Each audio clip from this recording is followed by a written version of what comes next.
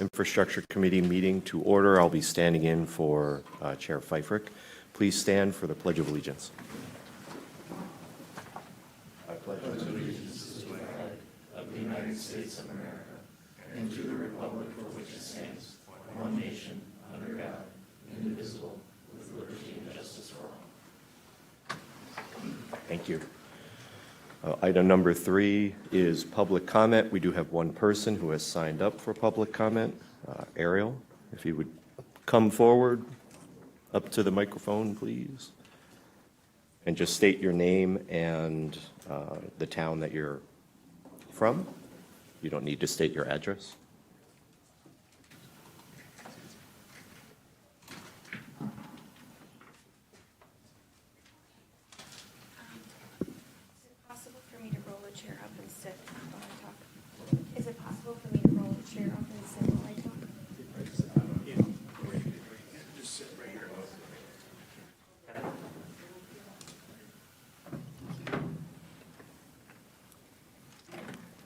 Morning, everyone. I'm Ariel Shefkin, and I live in the village of Kronemeter at 2384 Old Highway 51. I'm closer? Yeah, absolutely. Is that better? Yeah, perfect. Okay. I'm Ariel Shefkin. I live in the village of Kronemeter at address 2384 Old Highway 51.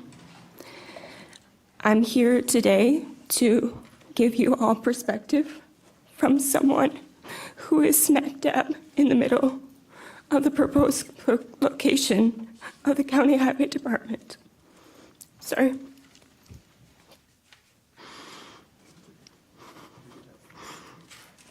So we received news on April 11th from a realtor giving a verbal offer on our property. Thank you. And it made it sound as though our possessions and everything would just be destroyed. Now there's been conversation since then that has developed that we understand that this isn't being put to the wayside. But I wanted to give you a little background. We purchased our house in 2022 with a VA loan, which allowed us to put a little bit down and secure a wonderful home at 3%.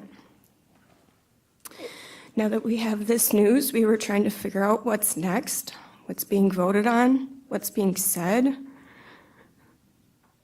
It leads to exhaustion, lack of sleep, gaining weight. We took time to come up with a proposal. We looked at similar square footage, acreage, rooms. We went for quotes on our loan.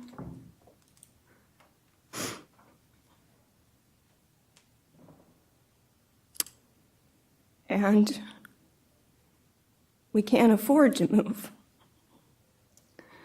We love our home. We keep continuing to improve it. We have $4,700 in windows that are ordered that can't be returned.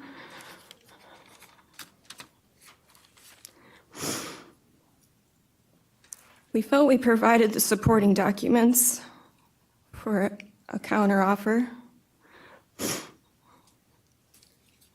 laying out each item. We understand that this might be a good decision, but it has been very detrimental to those who live there. WPS was a commercial lot. We were under the impression it would never be built on. Now there's proposed building.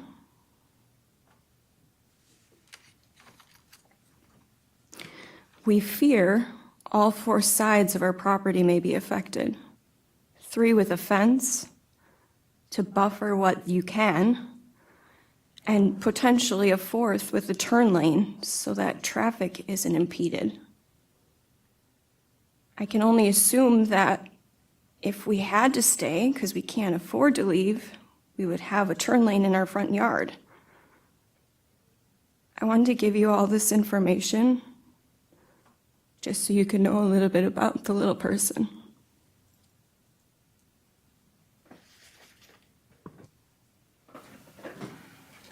Thank you for your comment.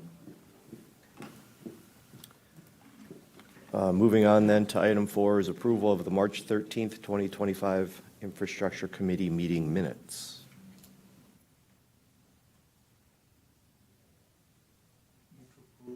We have a motion.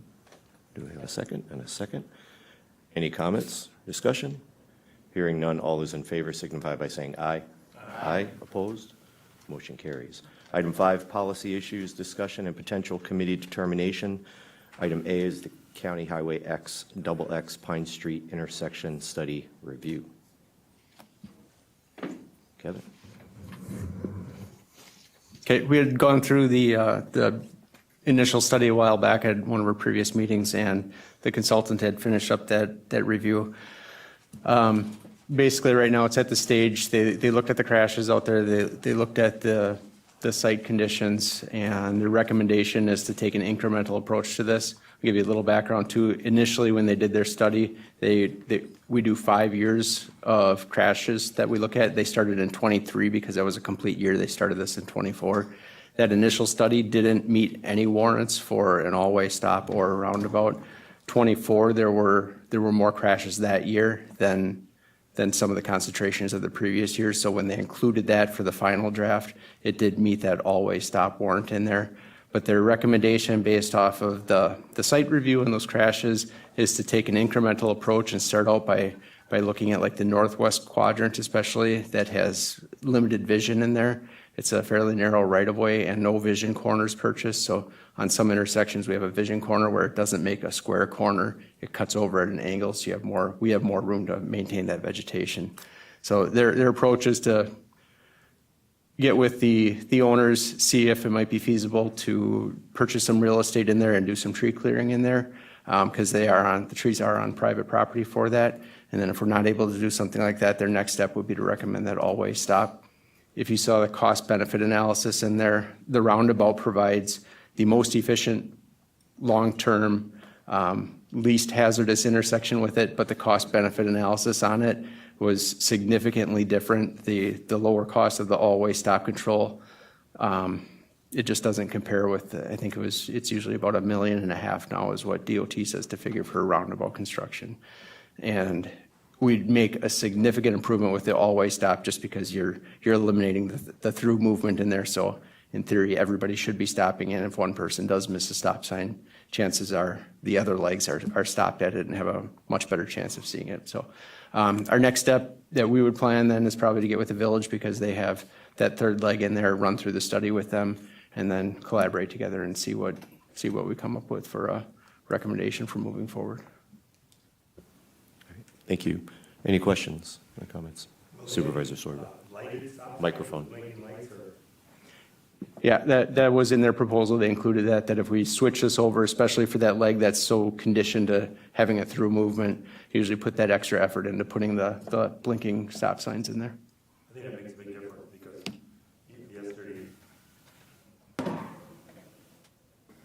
yesterday I was driving on 153 and they were doing county work, and one of the stop signs, it wasn't working. And you could see the other one from 2 miles away. And that one you had to get right on top before you realized there was a man there with a stop sign, so. Other questions or comments? So, yeah, thanks for providing that update. Go ahead, Administrator Leonard. Thank you, Mr. Chair. I just echoing Kevin's comments, I had the pleasure of meeting with Village President Baker earlier this week on a number of matters, which I think we'll get to in our next agenda item as well. But specifically on this study, I think Kevin's approach is just to echo, sit down with the village, talk about what that kind of incremental approach is going to look like. I think some of the conversations Kevin alluded to make complete logical sense for anybody, right? Like, hey, let's get with the landowners and see what we can do to discuss vegetation. But that engagement of the village officials in my conversation with President Baker, I think would be well received on this as well as the item I'll talk about in just a minute. Thank you for that.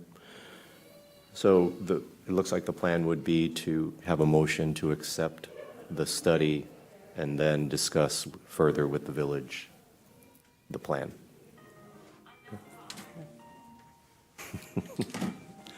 Someone's calling in to make that motion. Tom's gotta sing. Gotta sing now, Tom.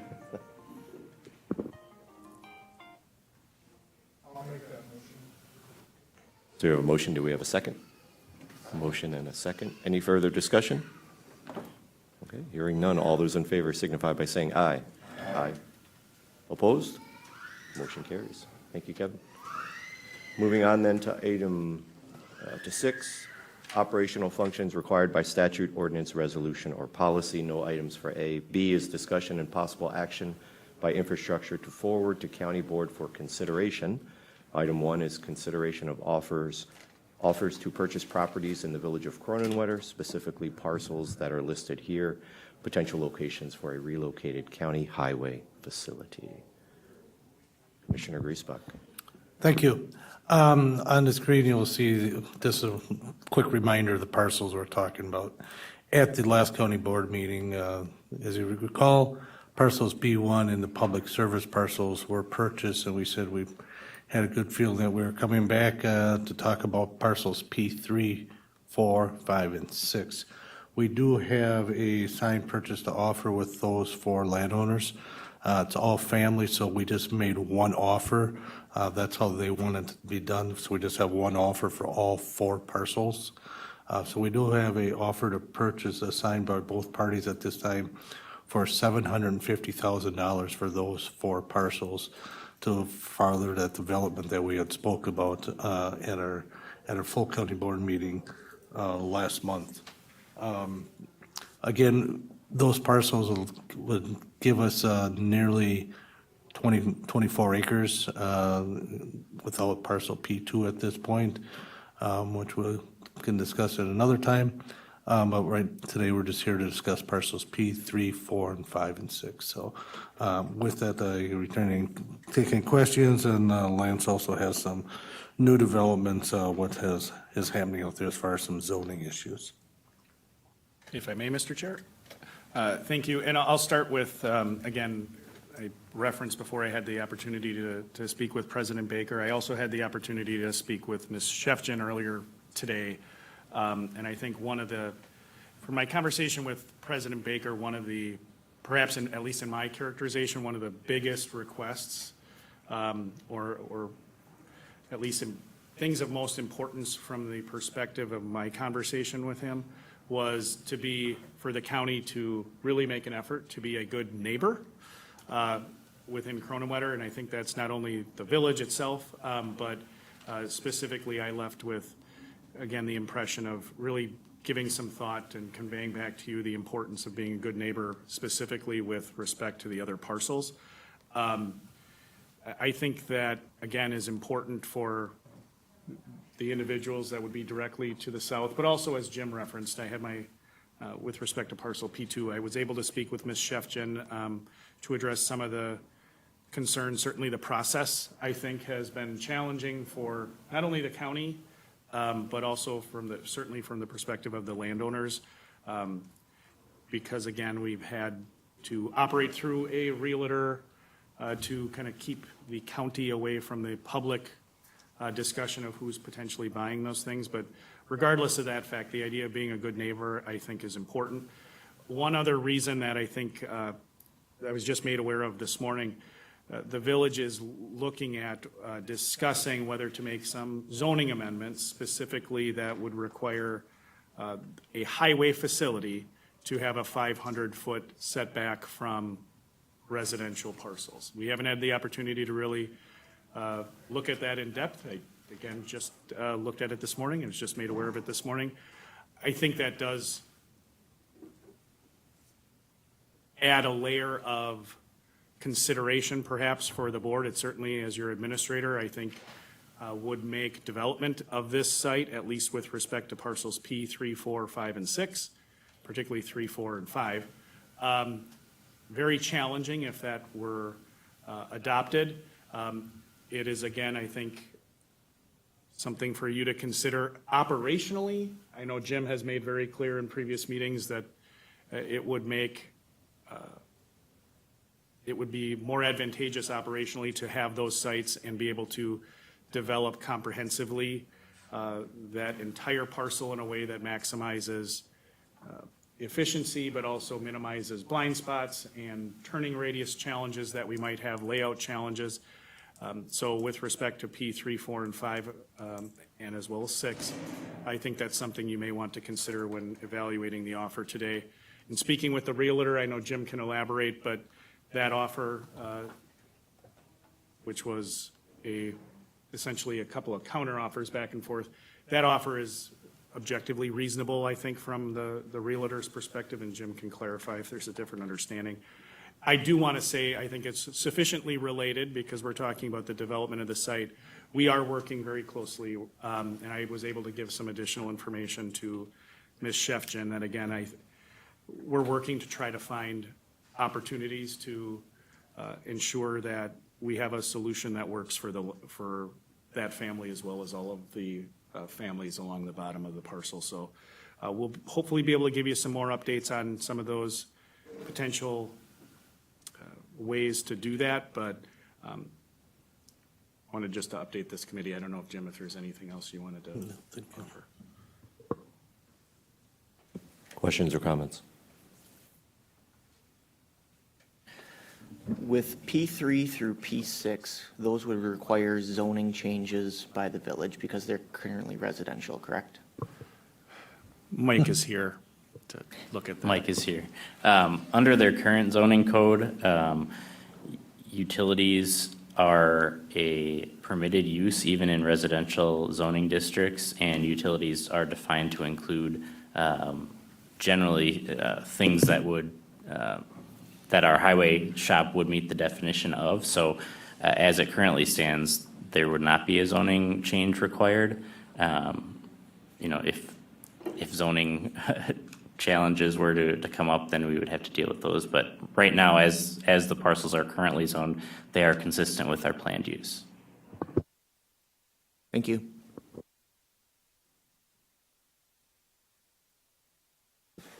Other questions or comments? Absolutely. Thank you, Mr. Chair. Again, I haven't had, Mike and I and Jim haven't had the opportunity to really dive into the proposed changes that were posted on the village website for their meeting. Mike is absolutely correct, based on my limited understanding of zoning, that under the current rules, that is the case. We'll get back to you on what the potential impact would be of those proposed changes in the village packet, but suffice to say, again, I can't speak for what actually will happen in the future to any certain degree of certainty. That said, my sense from the conversation with the village is that it would be consistent with being a good neighbor and potentially mitigate some of the challenges if we owned the full parcel. Because under the proposed zoning changes, based on my 5-minute review, there are some significant setbacks from residentially zoned properties. So to your point, it would be advantageous to rezone those. But again, I just learned about that this morning. So more to look into, but ultimately acquiring those parcels, again, I think there are a number of considerations that perhaps even now more so would be a checkbox on the side of advantage of acquiring them. And again, from speaking with my characterization of speaking with the village president it was again a real big takeaway for me is looking for ways to ensure that the county can be a good quote unquote neighbor, not just to the village as a whole, but specifically with respect to the adjacent land uses.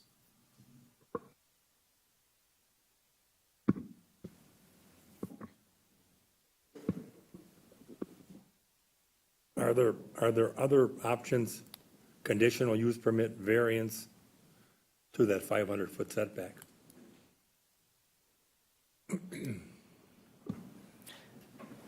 I would say if that 500-foot setback was passed, which is, that hasn't happened yet. If it was a requirement that we had to follow, I think we potentially could pursue a variance from that requirement. That would be up to the Village Plan Commission to grant.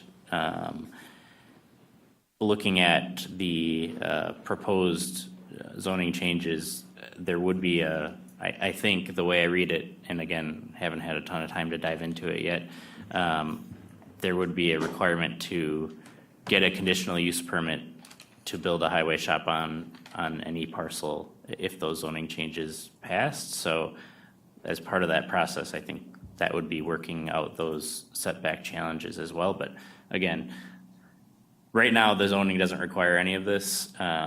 It's just if they were to pass these changes, we would have to take some of those steps or address the setbacks in a different way, like you said, potentially with a variance request.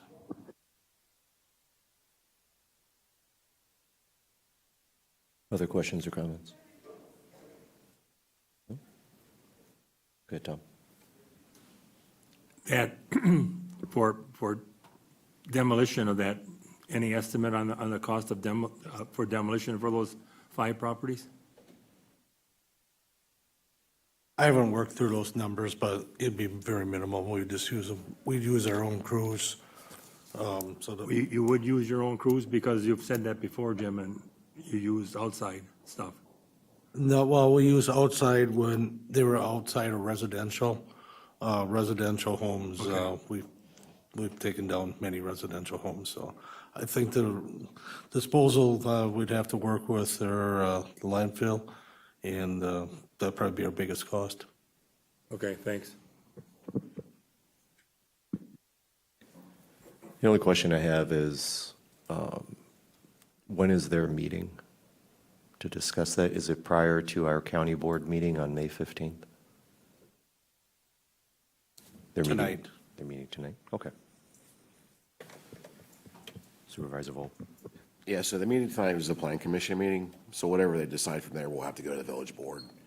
So based upon what I've seen already, there's probably a special board meeting coming next week to approve this, would be my guess. Thank you. Any other questions or comments? If not, okay, Supervisor Sorbick. So we have accepted offers on some properties? Again, P3 through 6, it's all, we're being purchased as one parcel or one offer. So yes, we have the offer to purchase on P3, 4, 5, and 6, all as one offer. But that's been accepted? Correct. And P2 has not been accepted? No, not at that point. That's the parcel of land that spoke to, that we're working through with right now. Okay, if we get 3, 4, 5, and 6, do we need 2? I mean, if it comes down to it, and they don't want to sell, do we need 2? I'll take that. I think the answer would be it depends if you need, your definition of needs, and it depends on what happens in Kernler. So there's a lot of variables. The message I would want to say is I had I think a very productive meeting with Ms. Shefchin today, and I think there are options available to us that we're going to continue to work through as staff to find a resolution that gets them, quite honestly, relocates them either into a new home or, quite honestly, relocates the home, whatever works best for them and is within the, that is objectively reasonable from a financial perspective. We'll bring you something. I can absolutely guarantee you we'll bring you something for the county board to ultimately consider. But we're working through those. I think we have some good options to this point. Part of that does depend upon the village. I'll just talk through at a high level. If we acquire some additional property, the additional properties 3, 4, 5, and 6, and the proposed changes from Kronemutter don't go forward, there's an opportunity to talk with the Shefchins about relocating that home into perhaps a better location on the overall parcel, or relocate that home to a vacant parcel in the area. We're working through all of those options, apart from just better understanding, to Ms. Shefchin's point during her public comment, the value of that parcel and kind of the specific circumstances they have that we'll need to work through. But for today's purposes, the offer is a single offer on 3, 4, 5, and 6 for the purchase price that Jim referenced. And we will bring you something as promptly as we can on P2. Thank you, Administrator. Go ahead, Tom. Now, what I take is that they countered. I think we had we had made an offer, they countered, they responded with another offer. I mean, again, we're going to follow up with. Right. I I mean, just is met- there a big difference between the offer and the counter? The original one, yes. Right now, at this point, there's no offer on the table either direction. Okay, thanks. Just to clarify, though, we are going to work with them. I want to make sure that, if nothing else, that this committee and the full board understands we'll work through the process. Again, I had a good conversation with Ms. Shefton and her husband this morning. We have a couple of things on our end to work through to evaluate what opportunities exist. I would hope that we would have some better information even by the end of this week on what some of those might look like. Let's go with Gary. Just so that we have a clear record of this conversation, just so that the minutes clearly reflect the sort of the sense of comments from the county administrator and from our guests, so that we don't lose the sense of the understanding that we're leaving as we leave this meeting. So that is just my request. Thank you. Thank you for that. Brandon? So I think the only question I have is, we acquired parcels P1 and the WPS parcels, which really opened the door to a lot of discussion from the public, from Cronenwetter, on things like water and traffic and things like that. And I'm curious on, as we look to acquire additional parcels, any additional dialogue we've had with the village on those topics, traffic, water, et cetera. Sure. Great. Thank you for the question. So with respect to water, I believe that issue is largely resolved based on my conversation with President Baker. He was able to speak with some of the village representatives, and I think the current plan moving forward is that we would have on-site wells for purposes of brine generation, and then the village would prefer that we hook up to the municipal system for on-site uses. The village did have some concerns about traffic and road impact. So Jim and I talked through those things right after that meeting, and we're going to do some evaluation of what that looks like and what we could potentially do to alleviate those concerns. So those are the outstanding pieces. Apart from that, again, my characterization of the conversation about the importance of being a good neighbor. So those were the primary concerns. Any other comments? So what's before us is to move forward with the offer to purchase P3 through P6, which are in our packet as 973, 975, 971, and 970. So if we want to move forward with that, I'd be looking for a motion.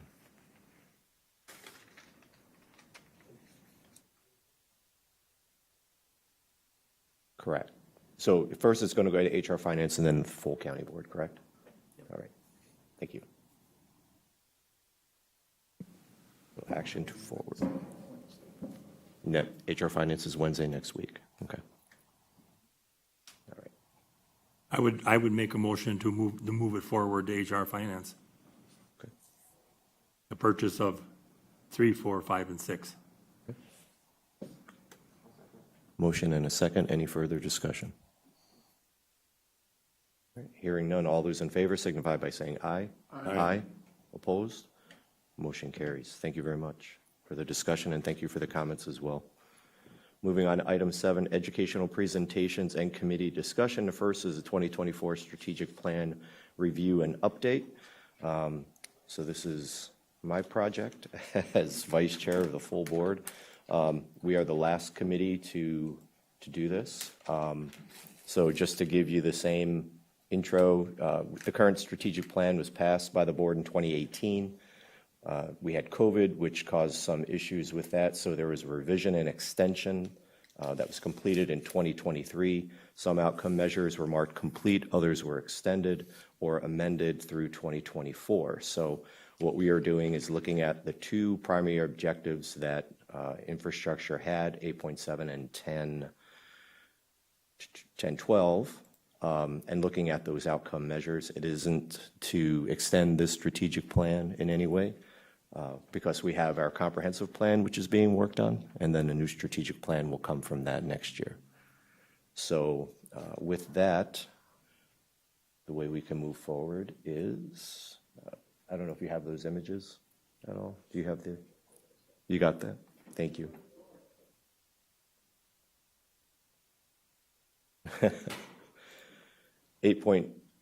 I'll intro it as you bring it up. So objective 8.7 was strive to provide affordable, reliable, high-speed internet access throughout the county. There were two outcome measures. One was by December 31st, 2024, develop an improved data inventory relative to internet service speeds available through the county. And outcome measure 2 was by the end of 23, ensure 85% of households have access to high-speed internet, defined as 50/10. I can start on that, Mr. Chair. So with respect to December 31st, the end of the year of 2024, have an improved data inventory relative to internet service speeds available throughout the county. That is something that we actually put on the county website. So there is an opportunity for members of the public to access that, see what providers exist within their area. It's another avenue for them to get that information apart from word of mouth, or checking advertisements, or checking the PSC or FCC maps. But Jerry, do you have anything, or John? I can just add that we worked extensively with the PSC to update, after we got the information, to make it more accurate. It's in pretty good shape right now as far as accuracy goes.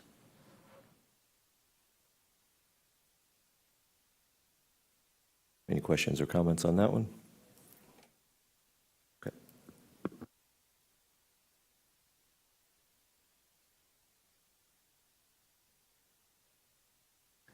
So the other one, I guess, ensuring 85% of households have that access. I guess that's still something we're working through. I do believe I think there was a comment in, maybe it was EEDC, that we've, in that 88% range. Is that accurate? Is that accurate? John, do you want to cover that, or I do you want me to? I can cover that. That was, Thank you. I think you're right, Mr. Chair. That is actually from Marathon County Pulse. There's data on the Marathon County Pulse website. If you're not familiar, that's a warehouse for a lot of information that's reported. Now, that's 88% had access to what they considered internet service, high-speed internet service. I would say that that's accurate. It's probably not precise in terms of do they actually have 50/10. It's not measured by perhaps the same definitions, but the Marathon County Pulse data is a good place to look, quite honestly, for a lot of the data that's within the strategic plan. But with respect to internet service, there is a specific series of questions on that. If I could, so I don't know if we have a good handle on the exact percent right now, because we have the PSC's and underserved targets for the BEAD program of 4,400, but that excludes a number of brownfield service locations that are under development, if you will, whether it's the RDOF, the Rural Opportunities Digital Funding Program with Spectrum or Charter, and then I know that we have a number of the telephone companies, TDS and others that are doing build-outs. So I think we know that there are, for BEAD eligibility, broadband equity access deployment eligibility, 4,400 on or underserved properties. But again, there are others that are in the queue with those other programs that haven't had extended yet. Okay. Thank you. Questions or comments? I think the main thing is this is something that's ongoing and will continue. And then as the new strategic plan is built, you know, have the consideration of whether you want to have percentages in there like that. Is that something you can truly measure? You know, that sort of thing. And so whoever's on the committee next year can help decide that. Moving on to 1012 then, this is maintain infrastructure to support economic growth. So this really goes right to and a lot our highway department and the work that they've done.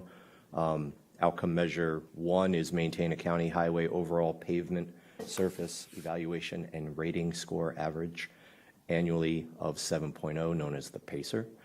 I think we have achieved that, if you want to speak to that. Yes, as far as the PACER rating, PACER ratings are done every other year. Since the strategic plan, we started doing it every year. So in 2019, our PACER rating was 7.08. 2021, it did drop down to 7.02, but since that we recovered. In 2023, we're at 7.05, and last year in 2024, we're at 7.27. So we are maintaining that. We have not been under 7 since 2015. All right, very good. Any questions on that? And you do a very good job of keeping us up to date on those things. We know we've had those discussions quite a bit. Kevin? I'll just add in there real quick, that bump was largely due to the BIL-funded projects. We had Highway K, J, C, and T that were all done in addition to what we normally do. So that kind of helped with that boost in there. Very good, good to know. Outcome measure 2 is implement at least 3 FHA, Federal Highway Administration safety countermeasures based on information from the 21 roadway safety plan, and do that on an annual basis. So some of the things that we have done is we've been putting rumble strips up X, K, K, and J. We've had that conversation, so we put in centerline and edge line. We had the addition of enhanced curvage signage. We have on some of the roads in the safety plan, it said that we should enhance the pavement markings. So one of the new things that's happening on the federal level is they're going from a 4-inch to a 6-inch to increase visibility there. We've done that. We've done some shoulder widening that was outlined in on Highway G and Q. And we've also upgraded to some rigid flags on warning signs. So we've seen a 10.67% reduction in crashes from 2022 to 2024. Questions or comments? All right, sounds good. Then the last item is outcome measure 3, staff report to infrastructure committee relative to feedback from municipal leaders on safety concerns on the county highway and multimodal transportation systems following quarterly safety meetings. And we've been giving you those quarterly reports. We have one coming up next week, so you will have a report again in June. Very good. Questions or comments? Right. Well, we appreciate the work you've done on that, both in broadband and in the roads. So we'll move on to the next item. 2026 capital highway improvement projects. I included a summary in your packet. 4 of the 6 projects that are in there are SDP projects. 3 of them are a SDP bridge project where we're receiving 80% funding. So the total cost for the Highway J, for an example, is $2.5 million. Our CIP request, however, is $506,302 as the outside funding covers the rest of it. County Trunk Highway J, a project of $1.7 million. We're looking for funding at $358,88. The Highway U over the Lower Red River, it's about almost a $1.7 million project. CIP request for $339,150, and we have a SDP rural project, a roadway project of $866,422. Our share is $173,284. We do have some large culverts up on County Trunk Highway Double H near the county line. We do not have any outside funding from that, so we're looking at about a $425,000 replacement on those two large culverts up there that we're looking at replacing next year. They've met their end of life. And the last request that we are going to be submitting is a coverall building for Stratford. We had a CIP request this year to improve our brining operations, and we've gone to a different type of salt that we use in the brining operation. It really increases our production and also the cleaning. I can give you an example. When we make brine, depending on the year, 800 to 900,000 gallons of brine. We need to clean those brine tanks out at about 22,000 gallons, 24,000 gallons. We have to clean them out and, pull all the residue out of them. We've been using solar salt now. There is an increase in the price in the solar salt. Normal salt's $104. This is about $140. But with the increase in production and the decrease in cleaning out the brine makers, like I said, we was to do it 22,000 to 24,000 gallons. We cleaned out the brine maker this year at 600,000 gallons, and it was because we had some time. We thought we should probably clean it out. So you can go the entire year without having to clean out that brine maker. So the salt's a little more expensive.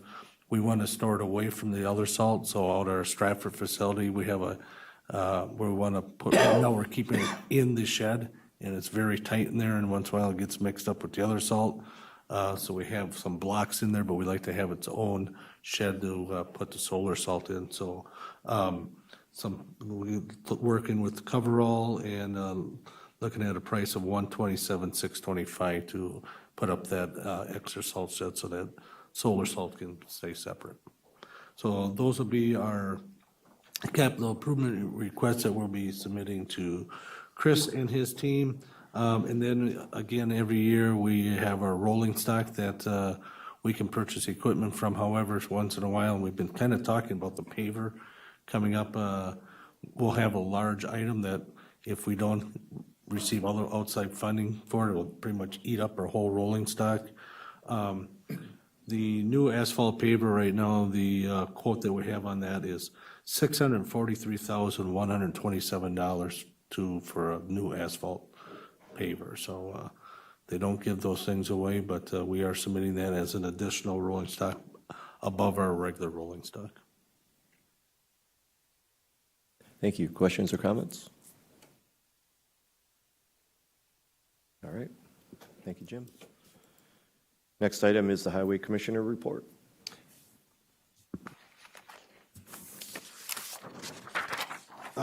So we are working on right now improving, we're starting to get the improvements that was in last year's CIP to upgrade our brine system. So we're just working on putting up our tank farm right now. We do have the equipment ordered for the trucks.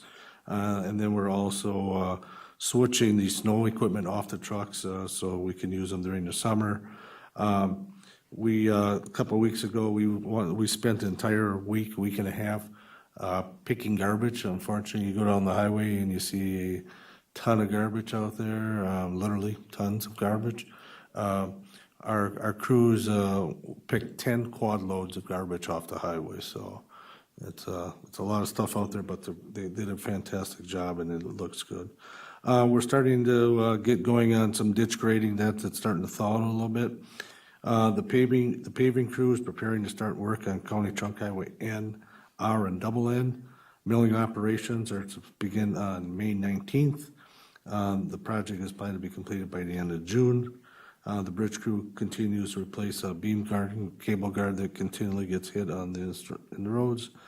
And the sign crews, we took down the weight limits this past Monday, and they're still trying to catch up from all the knockdowns this past winter.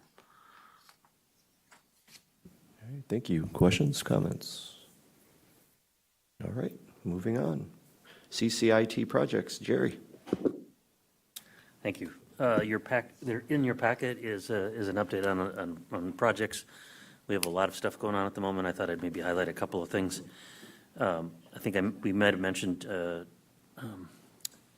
Administrator Lander might have mentioned in the past, Act 235 went into effect May 1st. So we had some working with Michael and a lot of other people to implement that. Do you guys, did you remember hearing about that? I think we talked about it last time, didn't we, Lance? Act 235? Okay. That's in place and ready, and we met the timeframe for the May 1st thing. We just put out an RFP for a funded project that we have for this year, which is replacing our phone system. It's a fairly large project. The RFP just went on the street last week.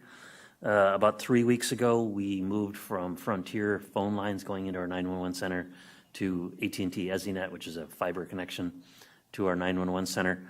That project was one of the most painful projects I have done in a long time. It took almost 3 years to get done. It was really difficult working with all of the vendors involved. But it's working. That puts us in the position that we can, when we're ready, enable text messaging into our 911 center. But that wasn't the original goal of that project. The goal of that project was to get off of really, really old technology and hardware that Frontier had our 911 circuits on. So that project is done. We have a kind of a related project, and that we're also required by law to implement new E911 rules, so that if people dial 911 from IP phones, we're required to provide the 911 center more information now about where those calls come in. So now, historically, if you would call 911 center from one of our county phones, it would likely in most cases it would say the address of the place you're calling from. But in some of our small locations, it didn't do that, because we were providing the way we were providing network to that small site, like maybe one of the like say Stratford Highway Shop, for example. When those were originally implemented, they didn't necessarily provide the right address, so we had a convoluted way to do that.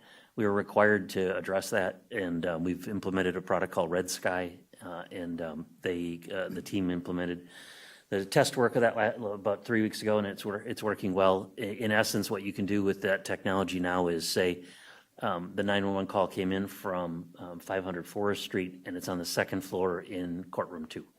And so you can make much more specific information. You can imagine that this is very helpful in urban areas where you have sky rises, where the 911 call might just say the address of a 10-story office building, and it's not very helpful to emergency responders. So we don't have that fully implemented yet, but we've done the pilot and it works.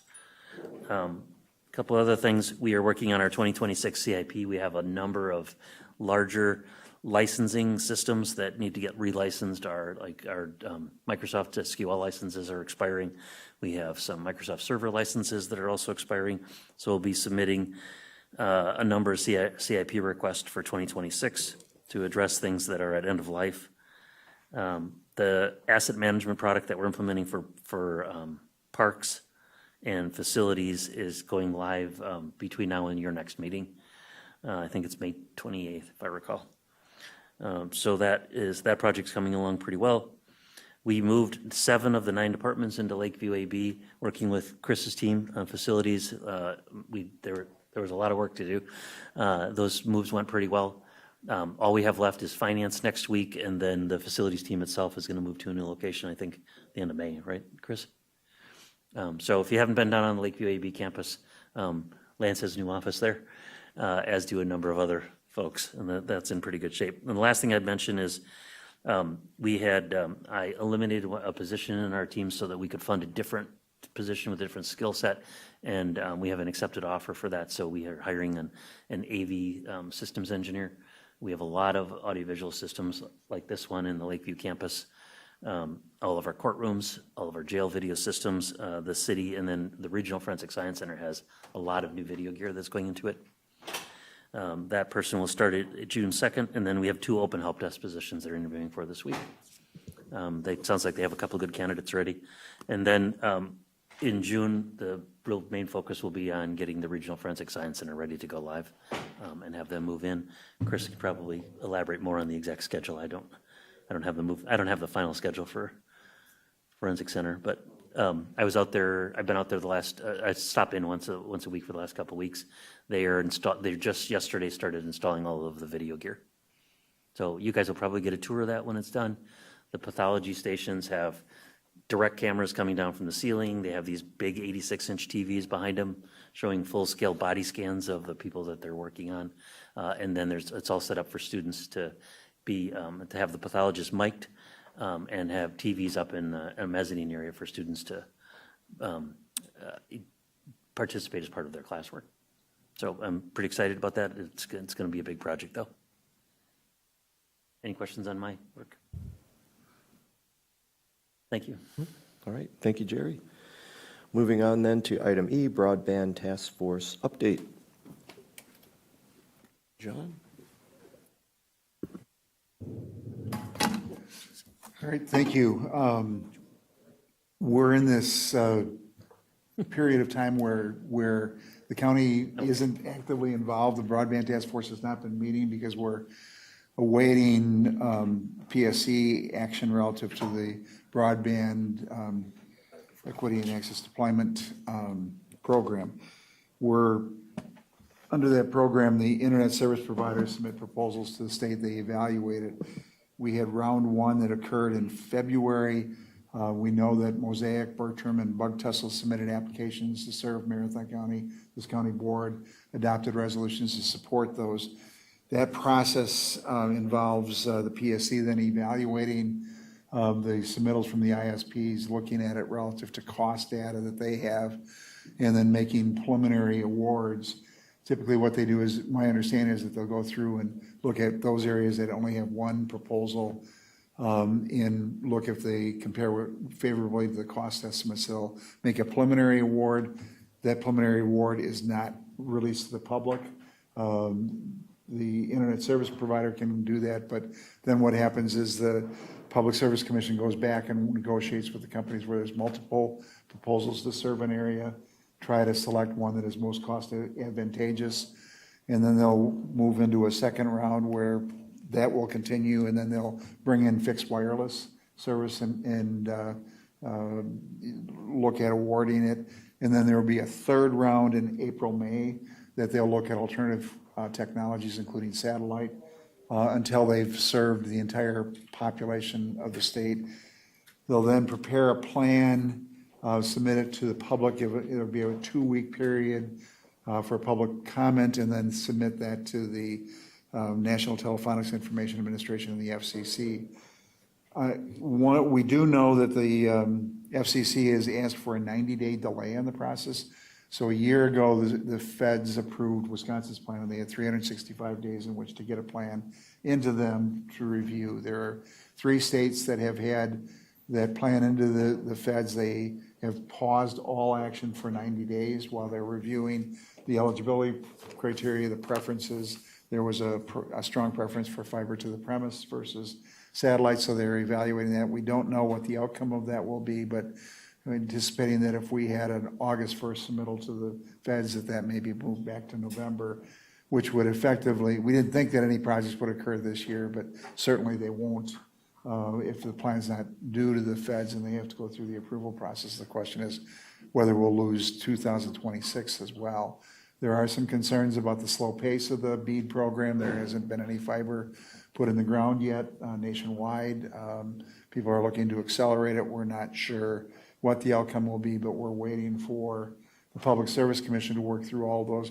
Once they have all, go through all the dollars, that information will be available, and hopefully they'll have the entire county served. But again, we're on the outside looking in because of some of the federal requirements for anti-collusion provisions. They don't share a lot of information while they're negotiating those projects.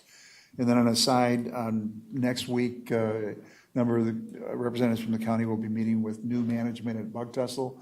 We want to make sure that they understand our commitment and our partnership, shared partnership with them, and talk through schedules and in service and get a better understanding of where we are. We have the conduit bonding and then the loan from the county's reserves, and we just thought that it was a great opportunity for us to sit down and have a meeting relative to making sure that everybody's expectations are the same, and we'll move forward. We'll report back to you after that meeting.